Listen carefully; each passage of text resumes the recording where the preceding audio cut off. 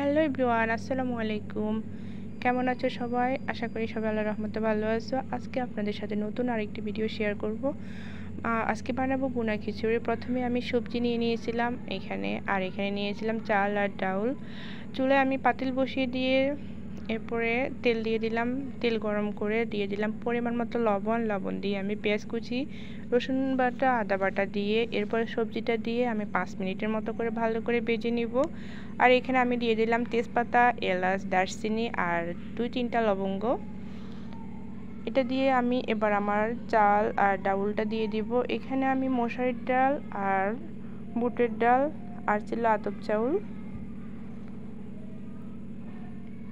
এবার আমি পরিমাণ মতো পানি দিয়ে দিব কাঁচামরিচ আর এখানে একটু জিরে বাটা আর ধনিয়া গুঁড়ো আর হালকা একটু হলুদের গুঁড়ো।